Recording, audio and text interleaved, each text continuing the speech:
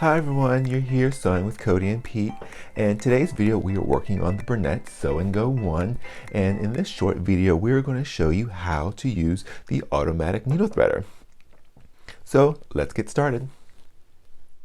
So we're going to take a closer look down by the needle and the needle threader.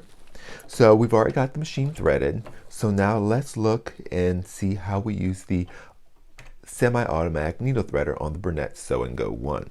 So first we've already got the machine threaded, so now we can lower the presser foot, which will lock in that tension, so it makes it easier to thread the needle because the thread isn't pulling through the machine easily. So what we're going to do is we're going to pull down the needle threader about halfway. We're going to wrap the thread around the needle threader and just leave it just like that, and then we'll push the needle threader all the way down. Push all the way down, so this is all the way forward, just like we see here. And what we're going to do is we're going to slip the thread right between these two metal pieces. And what it is, there's a little hook that comes through the eyelet of the needle. And what we're doing is we're pushing that thread right in front of the needle, but behind that little hook.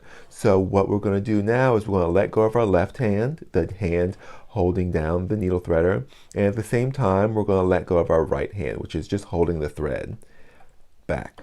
So we're going to slowly let go of the left hand and then let go of the right hand, and then as you can see it pulls a little loop behind the needle, and then we can just take that loop that's behind the needle. We can also raise our presser foot to make it a little bit easier, and then just pull the thread out. So let's do that again from a different angle. So here we are again. So let's unthread the needle. And so we've got the machine threaded. Lower the foot. So we're going to bring down the needle threader about halfway. Wrap the thread around the needle threader, that little hook right there. Push this all the way down so it comes all the way forward. And then now we're going to bring that thread right between here, not below it, not above it, right between here. Push it back.